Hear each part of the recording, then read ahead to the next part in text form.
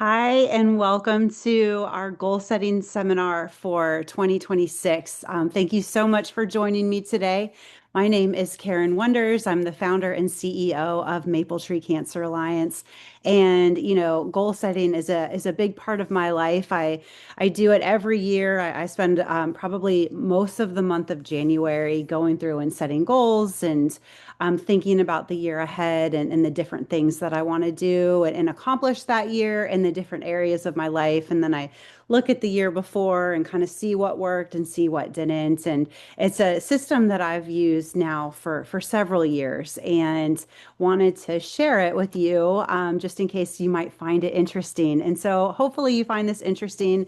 I know that as part of this webinar, you also got a book that you can download and follow along as we're going through the different things today. So please feel free to do that. These slides will follow exactly with the workbook that you have.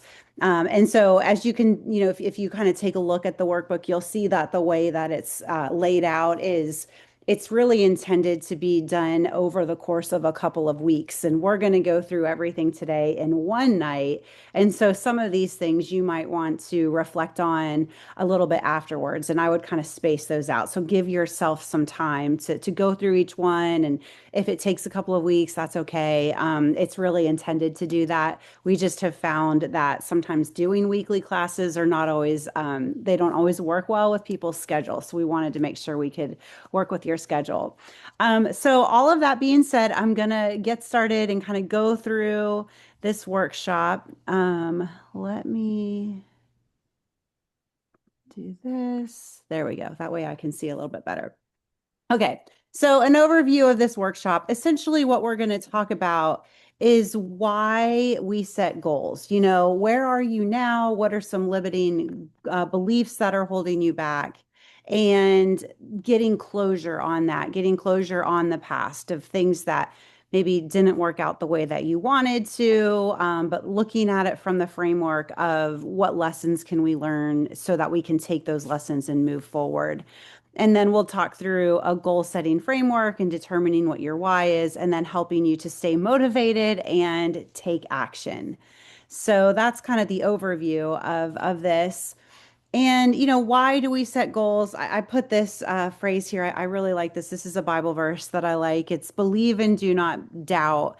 And, I think when we think about our life, it's very easy to just kind of drift along, and maybe we go through a hard season, or maybe we get overwhelmed with just so many things and so many tasks that are on our calendar and on our schedule, and we just kind of end up drifting.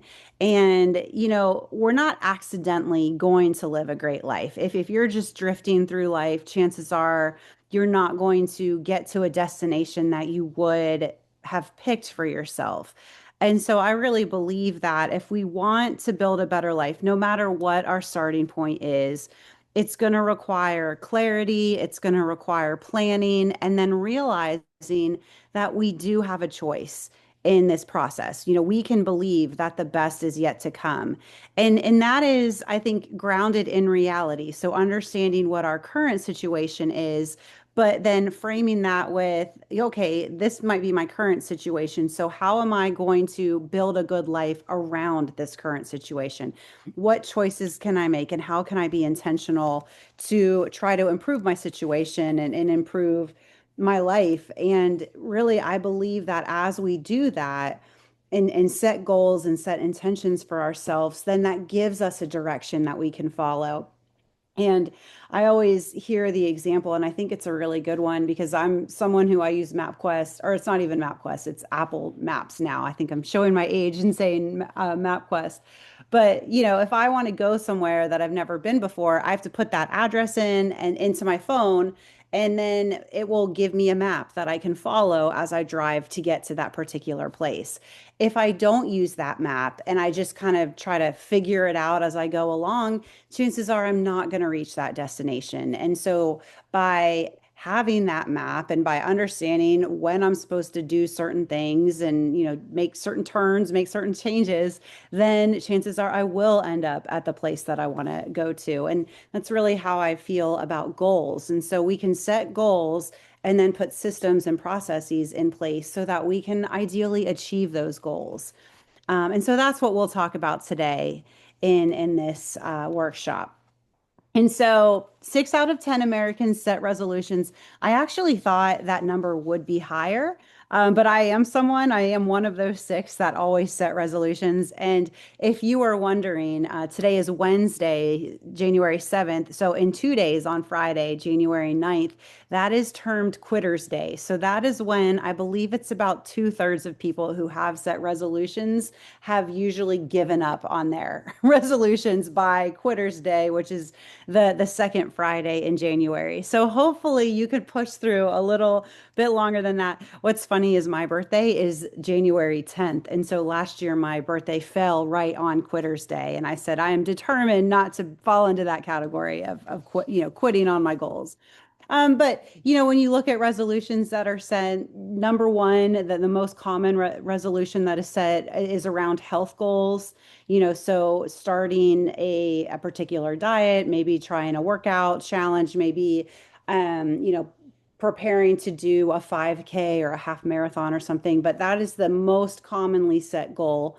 And then the other ones are, building wealth, building personal and professional relationships. Sometimes there's spiritual goals, and then sometimes there's professional development goals. But those are the five most common.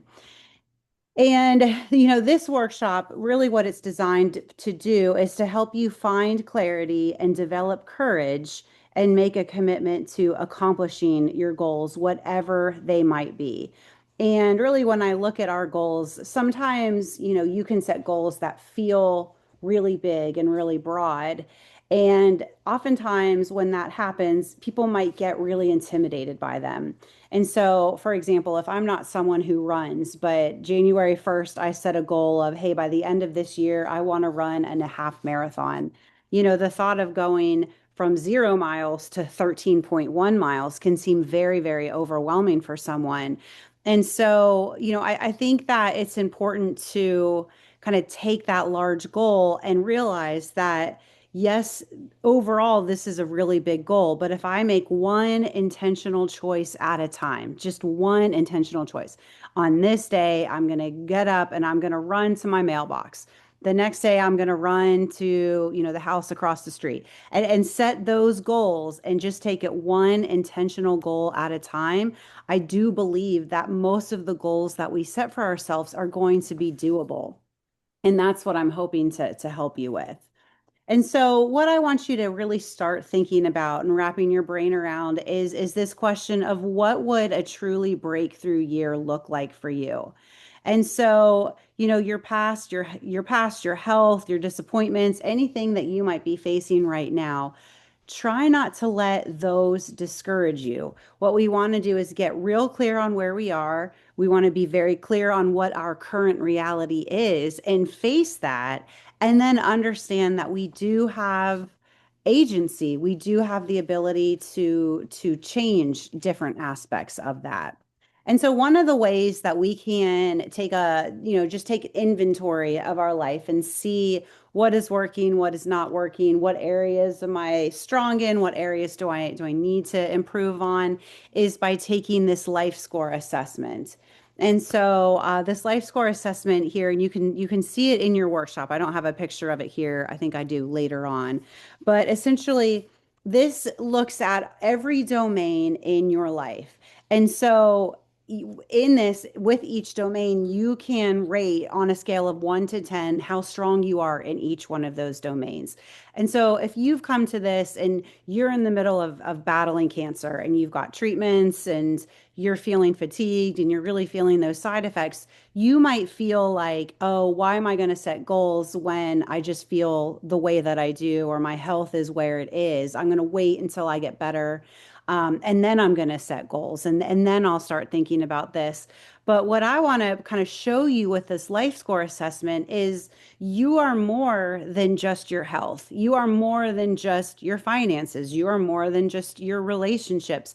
Your life is encompassed of all of those things. And as you can see in this life score assessment, maybe your health might not be where you want it to be, but financially you're doing great. Relationships, maybe they've never been better. Maybe since your diagnosis, people have come out of the woodwork that, to just love and to support you that you never even realized you had so many people who love and support you. And so I want you to take a real honest look at all of those different aspects of your life and see how, you most likely will have some that are stronger than others and get really clear on where you are currently right now. And realizing that, once we're clear on that, then is when we can start taking steps towards changing things for ourselves. And, I want to come back to this believe and do not doubt. I really think the next step in all of this, once we're clear on what our current reality is and where we are with the different domains in our life, I think it's important to take a look at some doubts that might be holding us back because we don't oftentimes realize that the things that we're saying to ourselves and the beliefs that we have are holding us back. We might just think that's just the way I am, that's just the way I've always been and not realize that that is preventing you from getting to another level. And so in research, we call these limiting beliefs. So these are beliefs that shape your reality that essentially hold you back. And so we're gonna get clear on what your limiting beliefs are because your beliefs are really gonna be what shapes your reality. So you want to get clear on the story that you're telling yourselves because you're going to experience what you expect. So if you expect to have a good time, you're going to have a good time. You're going to look for evidence to support whatever it is that you expect. And so in recognizing what our limiting beliefs are, that is when we can start to kind of reshape our thinking so that we can change our sense of what is possible. And I really believe that one of the biggest reasons why we don't succeed with our goals is because sometimes we just doubt that we can. And I'll use myself as an example. Even though I love to exercise and even though I exercise every single day, I'm not a very strong runner. And I have a daughter who's a cross country runner. My husband runs marathons. And the last time I ran a half marathon was about 11 years ago. And I had a terrible experience. I got sick, I was cramping, I had all, it was just, it was a disaster. And so one of my limiting beliefs that I have that I really have to try to work through is that I'm a bad runner. And because I'm a bad runner, that means I can't participate in running events. I can't do it. I try to do a turkey trot with my family, but I always go into that thinking I'm just not going to do a good job. And so, I fall right into this, that one of the reasons I don't succeed, I haven't run another half marathon, is because I really just don't think I'm very good at running. And what we have found is the greater number of setbacks we've experienced, the less likely we are to believe that we can prevail. So, the fact that my last half marathon didn't really go as planned, that just kind of serves as evidence for me as to why I shouldn't try it again. And so, what these limiting beliefs do is they create barriers in our heads that keep us stuck. I think a great illustration of this is invisible fences with dogs. I do not have an invisible fence with my dog because I think that she would just run straight through it. But you have these invisible fences, and the dogs learn that these are the boundaries of my property. And the very intelligent dogs, once they learn that, they're not going to go past that invisible boundary even if they're not wearing that collar that's going to shock them. And that's because they have this barrier in their head that says, don't pass this boundary. And that's essentially how limiting beliefs act. And so our beliefs about what is possible can have a direct experience, a direct impact on the reality that we experience. And so what I want to challenge you to do is just to believe that you're up for it. Believe you're up for the challenge. This doesn't necessarily mean that it's going to be easy, but just because something is hard, it doesn't mean that it's bad. And so I think that that's really something to keep in mind. Another thing that I think is really important to keep in mind as we look at how to put this into practice and identify some of these limiting beliefs, you can find a lot of limited beliefs in your life by paying attention to where in your life you have a scarcity mindset. And so when we think about scarcity thinking, we think of, these are beliefs that we have about the world, about others, about ourselves. They tend to be black and white thinking. They tend to be personalizing, like we're going to blame ourselves for negative experience. Sometimes it's catastrophizing. And then a lot of times it's really believing that there's only so much to go around. And I don't want to share. I don't want to, to give too much away because there's only so much to go around. And I have to grab whatever it is that I can. And so really trying to identify where do we have a scarcity thinking mentality and how can we replace that with abundance thinking?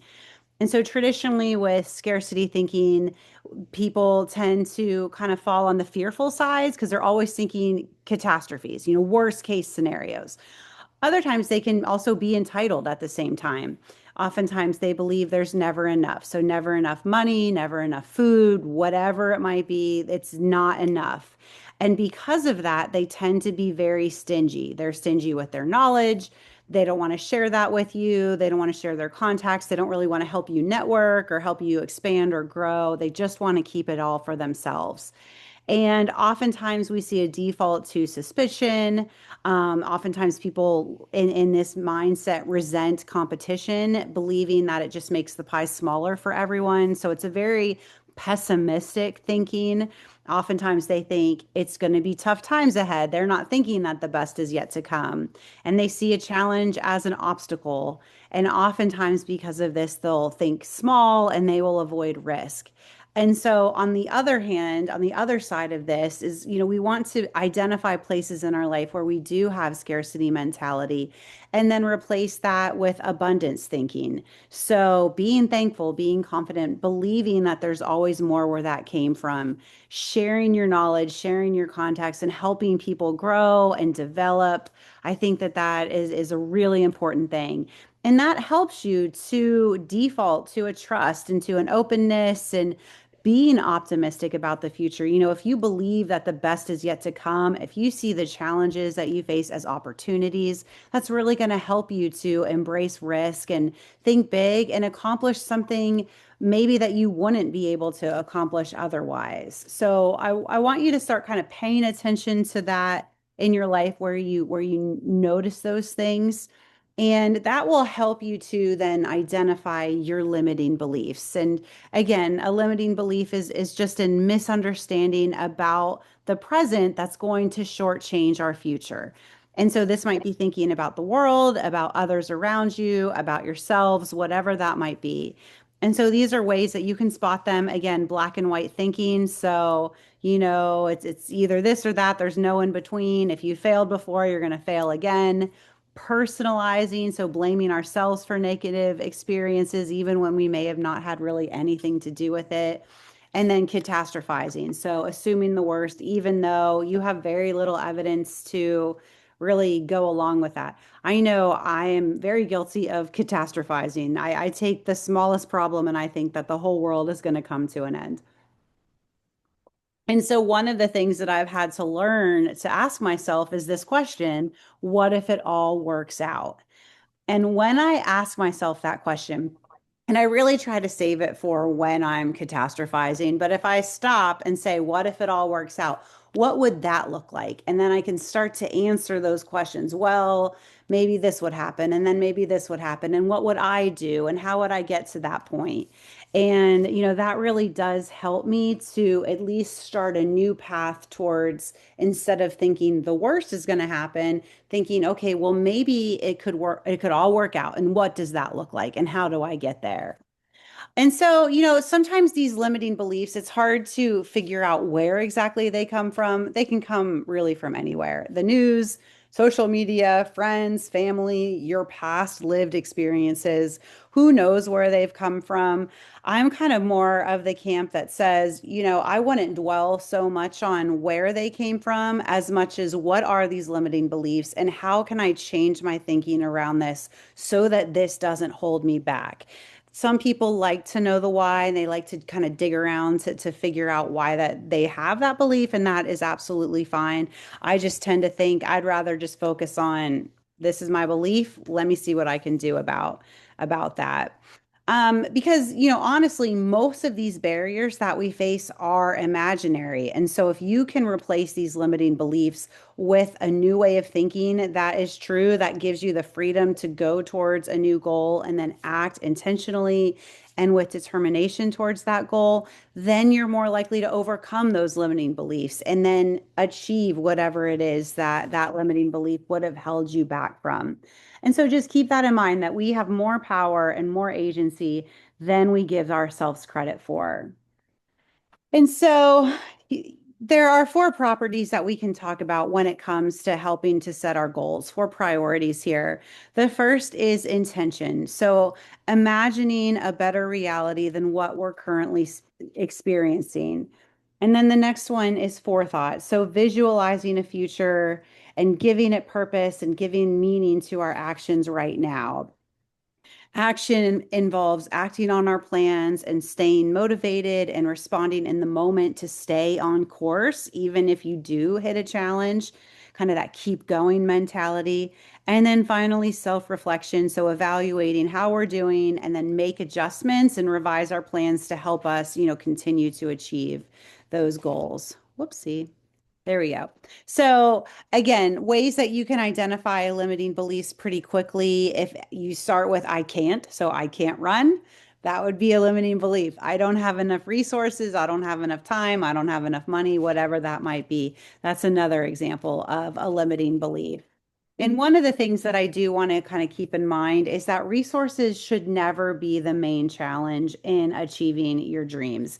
In fact, I believe that if you have all the resources you need to accomplish your goals, then maybe your goals aren't big enough. And so I think it's important just start where you are with whatever you have. And as you start, oftentimes resources will come to you. Time will open up, finances will open up. You'll find ways to make it work. And so never let that be a reason why you don't at least get started. So once we find the limiting beliefs, what we want to do first is recognize this is my limiting belief. I think it's really important to write that down word for word, just so you can see it. Because sometimes when we think something, we don't maybe realize how harsh we are or how wrong we are until you see it written out. And then you can really objectively look at that belief and really ask yourself, is this true? Is this helping me accomplish the outcomes I want, or is it standing in my way? And if that is the case, you have the ability to reject that belief. That's not who you are. That's not how it is. And, the next step after you reject it is revise the belief. And so reorient your thinking and then start living from that perspective. I'll share with you many years ago, I think a lot of you might know, in addition to running Maple Tree, I have a very large family. So I have seven children, and I started my organization, Maple Tree, when I had three kids. So I had three kids in my home. They were all very young. I think they were four and under. So, I think I had a 4-year old, a 2-year old, and a newborn. And I was working full time as a professor at the time, and again, had little babies at home, and really felt a calling to start Maple Tree. And it was a pool that I just could not even explain. But one of the things that really held me back and prevented me from starting it for a couple of years was just this belief that if I have young children in the home, then, I shouldn't work too hard, or I shouldn't have dreams, or things that go beyond that. Like my priority needs to be in my home. And I'm not saying that that's not my priority. I mean, of course, being a wife, being a mother, taking care of my home, that is very, very important to me. But that doesn't mean that's the only thing that I can do. And so if God is calling me to do this organization over here, then I have to trust that He will also help me to care for my family and care for my children. And once I realized that, okay, I have control, I can be intentional with the time that I spend with my family. I can find pockets of time when the kids are napping, or, 4-year-olds go to bed early. And so I can work in the evenings after everyone has gone to bed. And, I find those resources and those little pockets of time. And slowly I was able to at least get started. Now, what the organization was 15 years ago is not what it looks like today. But as my family has grown, as I have grown, I have found more time and more ability to dedicate to running the organization. And so I have had to revise that particular limiting belief a number of times as I've gone through the different phases of parenting. So that's just something that I've had to do that, might help kind of give you some perspective as you look at your own life and identify limiting beliefs in your own life. And so your homework assignment, and you can look in the handout that we have, or in the download that you have, is kind of go through and just spend about a day or so just paying attention to your thoughts and the things that you're telling yourself. And with that, I want you to identify, where are these limiting beliefs? What are they? Write them down, and then spend some time thinking about how you can reframe them. And something that helped me when I went through this exercise this year was looking back at other limiting beliefs that I have had in years past, and seeing how, slowly but surely I have been able to reframe my thinking about some of them. And seeing how I've been able to do that with other limiting beliefs really helps me with the current limiting beliefs that I have.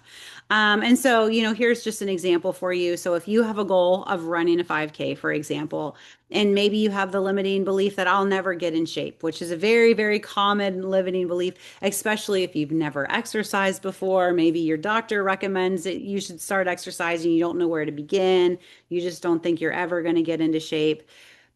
Replacing that with a liberating truth that says, I can start where I am and I can build from there. And so maybe I can't run a 5K right now, but I can run to my mailbox. And then tomorrow I'll go a little bit further. And, letting yourself be a beginner at something and work up towards something, even if you're not necessarily where you want to be and you're not sure you can get there. That is what we want to start getting into the habit of. So I want you to do that again after this seminar, if you want to do that, maybe this weekend, and just really spend some time reflecting on that. Once you have done that, then we can come into this step, this is step two. This would be closing out the past. So we've done the limiting beliefs. Now, what we want to do is spend a little bit of time confronting the past. And the reason why we do this is because we can't fully consider the future if we're tied up in the past.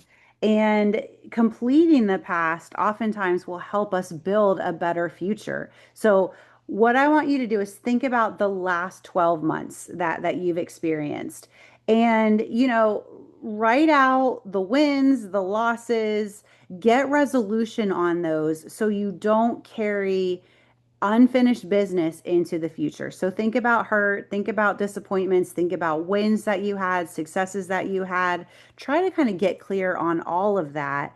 And then, just face it. If you had a disappointment, if you had a hurt, try to get some closure on that.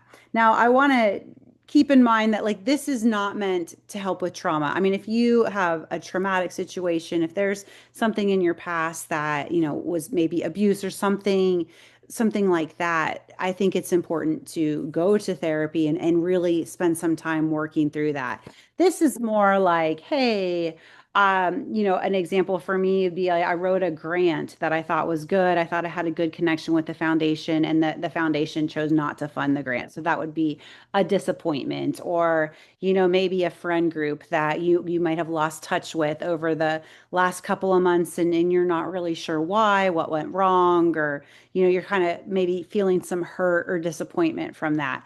That's kind of what I'm talking about. So more of the higher level, surfacey level things than the deep work. If you have deep work to do, this is your opportunity to do that. I think that it is a very good idea to get some clarity around things and work through with a professional if you do need that. And so the way that I could personally look at the year ahead is I conduct an after action review. And I got this idea after running an event several years ago. We had an event and then I met with my team after, and we talked through what worked, what didn't work, what can we improve, how can we adjust it if we want to do this again in the future. And so essentially what you want to do is conduct an after action review in your own life, and looking at the last 12 months that you had, and answer those questions. What went wrong? What went right? How can we adjust that going into the future? And so the first step to conducting an after action review is kind of answering the question, what did you want to happen? So if it's January 7th, 2025, and you're setting goals for the year, how did you see 2025 going? What did you want to happen? And then what ended up actually happening? And so you're probably going to have a little bit of a gap. And it's probably going to feel just a little bit uncomfortable doing that, especially, if the gap is wider than what you want it to. That is okay. That's why we're doing this. We want to resolve the past before we can move forward into the future. And so acknowledging what actually did happen and really looking at what is the distance between your desired reality and your current reality. What do you wish others would have noticed but necessarily didn't? What accomplishments did you have that you were proud of? What maybe were you not recognized for that you wish that you would have been? And as you do that, you really want to keep in mind looking for two or three themes that are continually recurring. So if it's a continual disappointment in a person, or if it's a continual, well, I tried to start a diet and within 24 hours I was eating cookies, and I did that several times. Whatever that might be, look for those themes that keep recurring, because that is probably where you're going to find some limiting beliefs. So really spend some time analyzing that. And then what did you learn from the experience? So, what major life lessons did you learn this past year? I always hear that saying that, our trials don't happen to us, they happen for us. The only way we can make a trial happen for us is by looking at those life lessons that we had. And maybe we wouldn't have learned it otherwise. And so, finding the gifts even in trials and in difficult situations. And then adjust your behavior. So, if something in your behavior or in your beliefs has contributed to the gap between what you wanted to happen and what actually happened, then realize that something does have to change. And this gap is only going to get wider unless you pivot. And then all that grief that you experience, all that disappointment or that hurt that you experienced would have been for nothing. And so, really trying to identify, learn the lesson, and then figure out what has to change so that you can move past that situation. And another thing that I like to just kind of touch on is this value of regret. And so sometimes when we're looking at here's what I wanted to happen and here's what actually did happen, we might feel regret that we're not where we wanted to be, especially if it was a choice that we made or something that we did to kind of sabotage ourselves. And we might feel regret about that. And that is okay, because I think what that does is that helps us to identify Where's the breach and how can I prevent that from happening again? The only thing regret does is regret tells us what is wrong. And then it can be your motivation to then go do something about it. So feel the regret, own your part of the failure. And then the most important step is then take steps to correct it.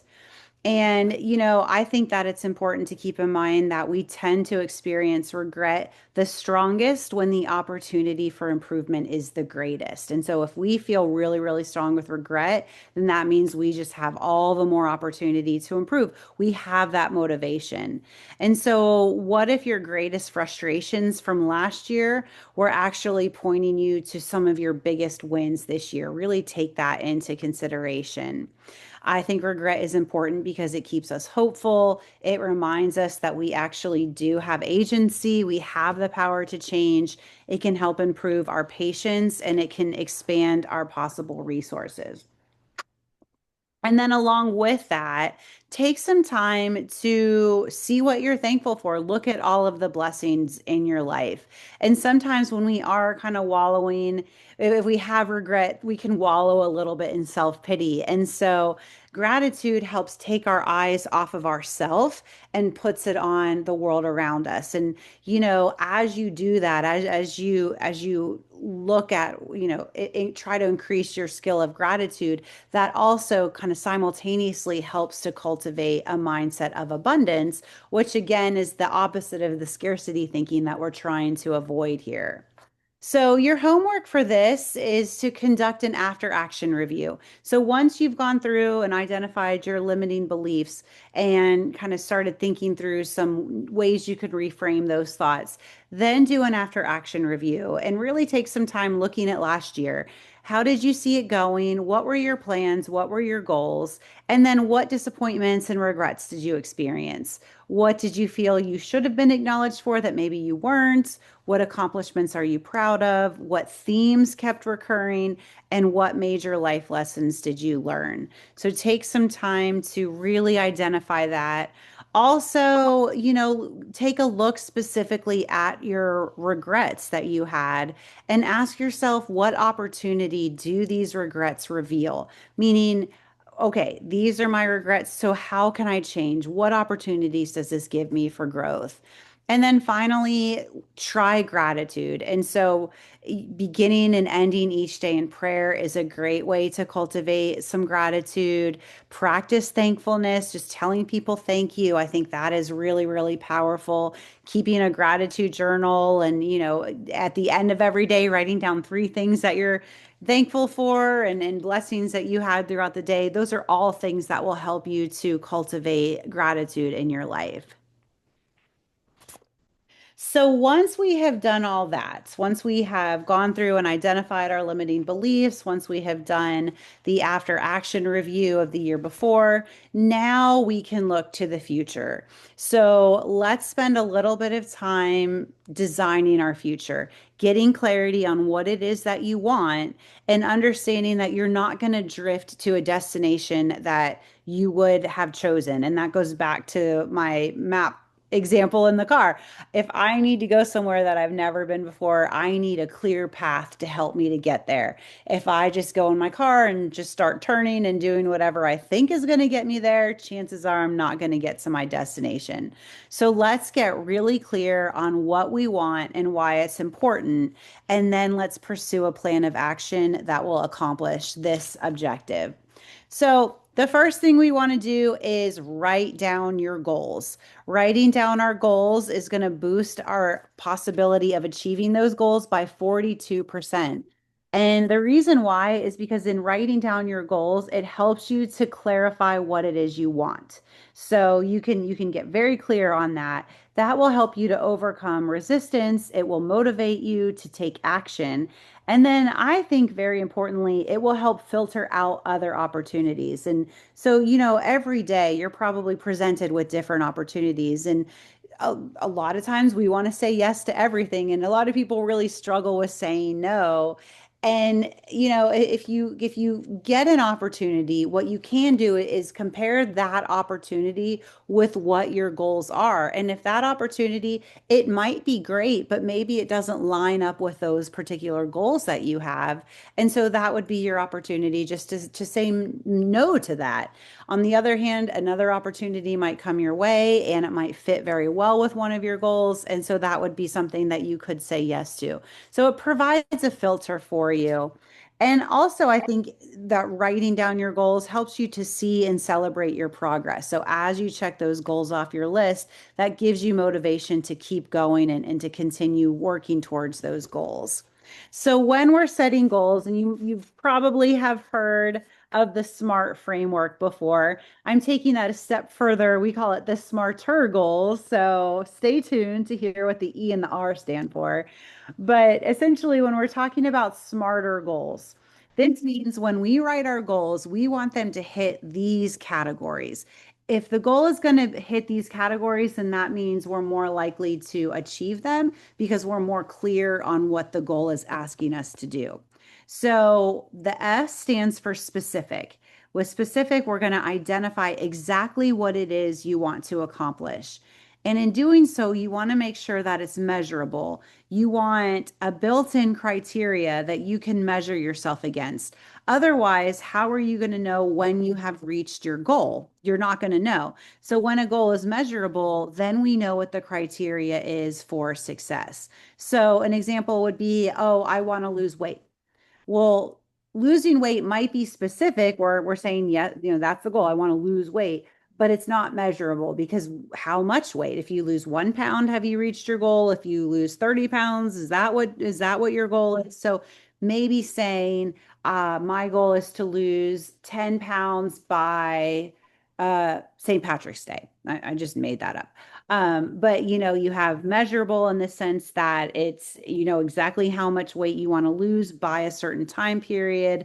That makes it actionable. So, what are the primary actions that you're going to use and formulate your goals? With that, you want a strong action verb. So something like run or finish or eliminate, that would be another good one. So, if my goal is I want to lose 10 pounds by St. Patrick's Day, and my action item is I'm going to do that by being more health conscious. Well, what does that mean? That's not really something that's actionable. And so instead, you can say by walking 30 minutes a day, 5 days per week. That is very, very actionable. That's a great actually habit goal. We'll talk about that in a minute, where you can kind of start habit streaks and track your progress with that as well. And all the while, you're working towards that big primary goal that you have of losing 10 pounds.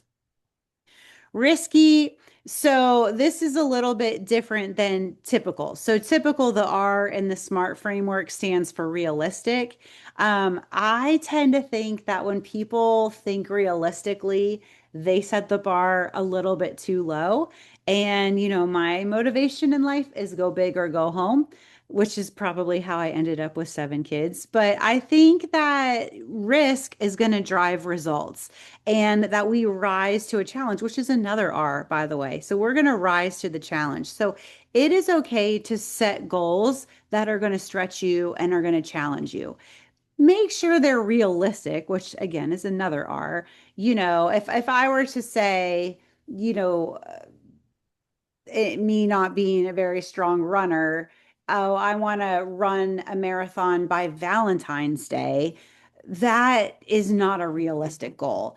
If I say I would like to run a marathon by December and that gives me 11 months to train, I would consider that a risky goal because, it's still going to be very hard to run a marathon, but I have 11 months to train. I can put together a good training program that will really help me achieve that. So being realistic about the time it's gonna take to get there, but not setting the bar too low so that you can rise to the challenge. And then the T stands for time bound. So what is the deadline? What is the time trigger? How frequently do you want to do this goal? Setting some kind of time around that That will help demand your attention and spur action.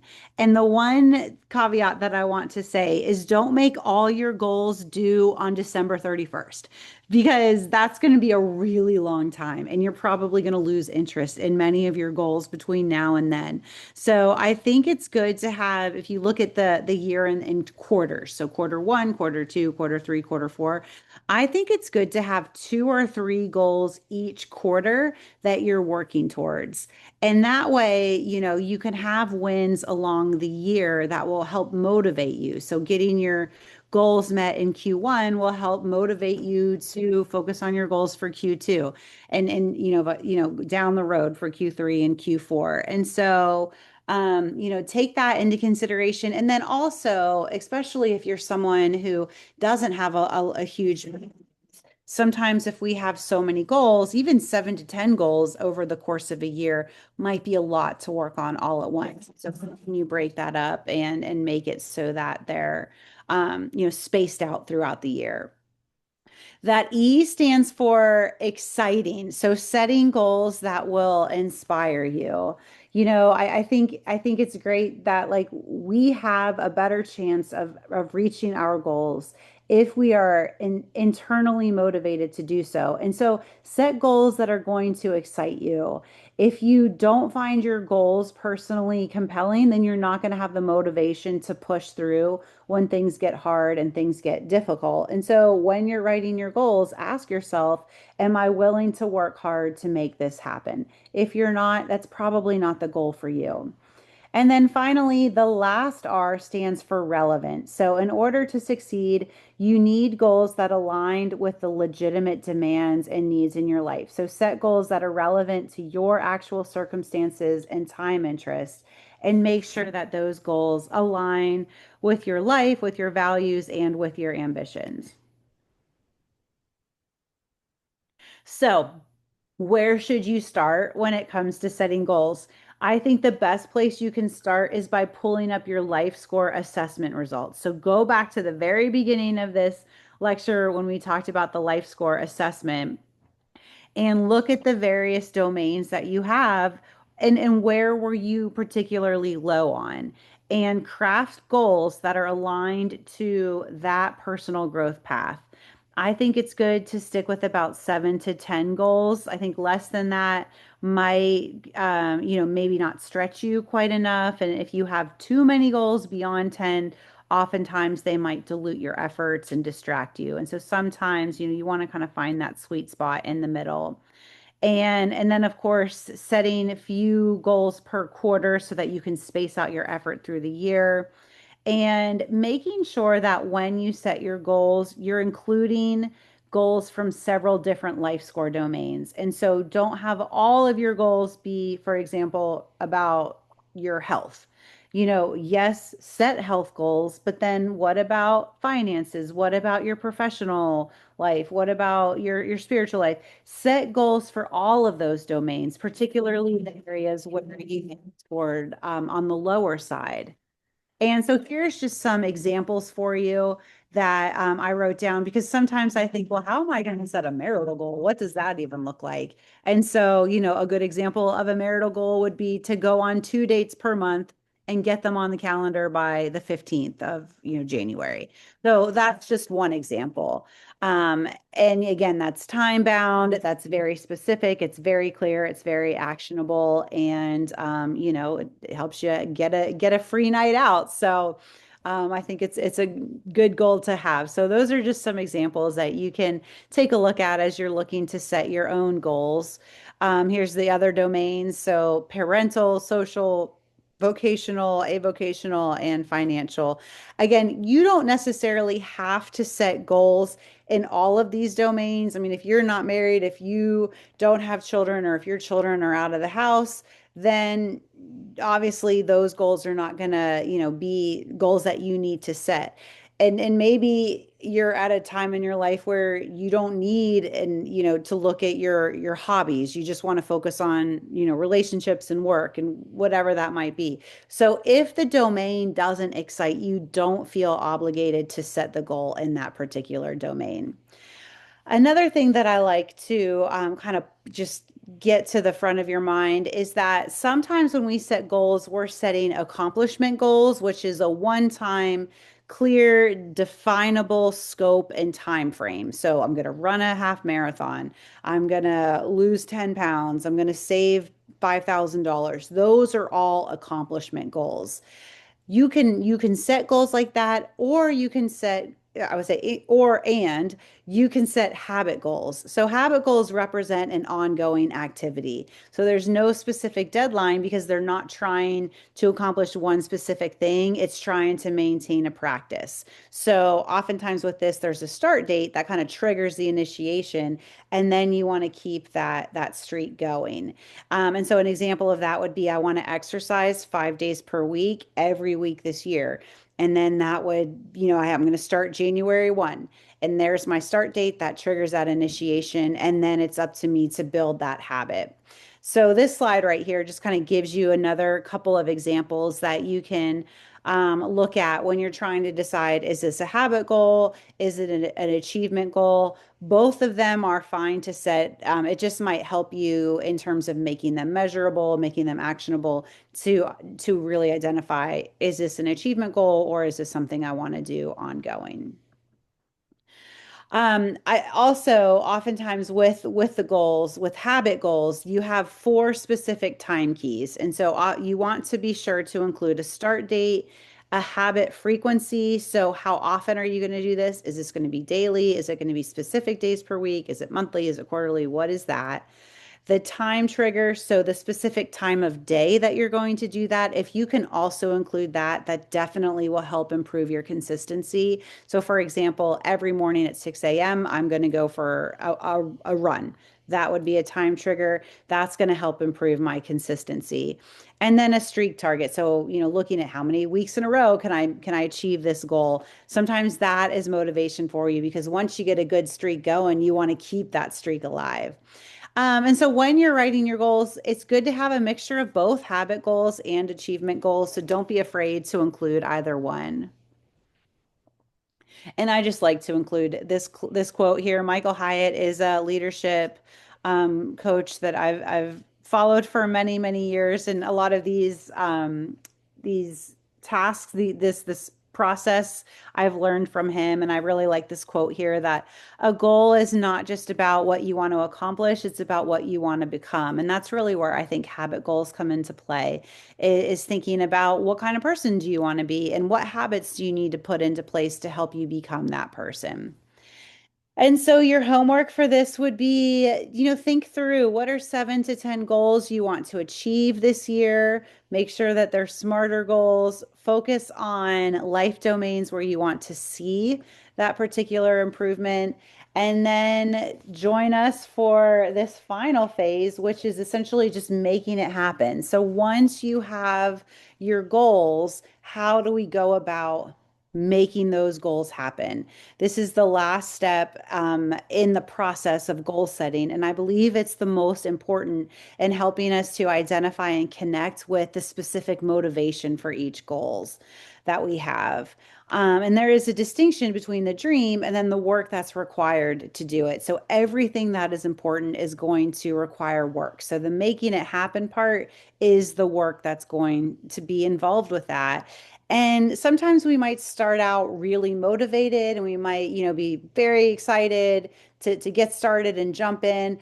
But then, 2 weeks in, or what is Quitter's Day, January 9th. So 9 days in, something happens to throw us off course. Well, the only way we're going to get back on course is by really these five elements that we're going to talk about, looking at how can we make it through this messy middle and get back on track with the goal. And so to stick it out, these five elements will help. Number one is getting perspective. So understanding that obstacles and failures are a part of the success path for everyone, and really not to let it to derail us. Reframe the frustration to find a foothold for forward movement. And then, self-compassion. I think just understanding that Self-judgment and perfectionism can oftentimes derail us. And so doing sometimes is better than not doing it perfectly. Give yourself a break and understand that maybe it doesn't have to be perfect just to be done. You want to just get started. And then realize that we do have a sense of agency. So we must work to achieve success. Work is not a bad thing. And, really looking at areas in your life where you maybe have entitlement and feel like we just deserve success, we shouldn't have to work this hard, and changing those to agency, realizing that we must work in order to achieve whatever it is that we want to achieve. The way we're going to be able to do all of this is by getting very clear on our why. So why do we want to do this? And what is going to help keep me going when the times get tough is thinking about what is going to be on the other side of this discomfort that I'm experiencing. So identify your key motivations, and this will help you. You will be able to do this by staying connected to your why. This will help prevent you from losing focus and from burning out. So identify your intrinsic motivations, which can be drivers from our hopes and our dreams and our values. And then external influences like wanting to impress our friends or our boss or society, whatever that might be. Rarely the external motivations are going to be effective long term. Ideally, it's good to identify intrinsic motivations within us to help motivate us to continue doing our goals. And remember that if you want to go the distance, you're going to need to find a reason that's going to speak to you personally, because otherwise, it's very easy to lose interest and to move on to something else. And so, what are the whys that are associated with your goals? Once you have your goals written, write down a bulleted list of key motivations and until you run out. And so try for 5 to 7 motivations for each particular goal. Maybe identify what your top three are. And then, understand that these are the convincing reasons for you to keep pressing and accomplish your goal. So when things get tough, when you hit a challenge, when you hit a barrier, when you hit a wall, you can go back to those motivations and use that to motivate you to keep going and to keep trying. So asking yourself, what is at stake if I give up? What is at stake if I succeed? That will help. However you answer that question, that is how your mind is going to, decide to keep going. So focus on the positive and keep going. Oftentimes people lose their way once they lose their why. And so anticipate, what would it feel like to achieve this goal? And then at the same time, what would it feel like if you missed that particular goal? So what would it feel like to achieve it? If your goal again is running a race, what would it feel like to cross the finish line, knowing that you achieved something that was really difficult, that you had to work really hard for? Think about that and then use that as your why. And then I do think, we said extrinsic motivation is not always the greatest motivator, but that doesn't mean that you should discount the influence of your social circles. So I really do believe that success requires help. And research shows that if you're in a community that's working together towards a goal, you're more likely to succeed. I currently am in a fitness challenge. This is the second year in a row that we've done this. And there's a group of us that start January 1 with this particular fitness challenge. And we did it last year and had so much fun. And definitely there were days where maybe I was sick or maybe I was traveling and didn't want to do the fitness challenge for that day, but knowing that I had friends in there and I didn't want to let them down and I wanted to keep going, that really kept me motivated to continue working towards that goal. So a social circle is very important, and working together with a community does make you more likely to succeed.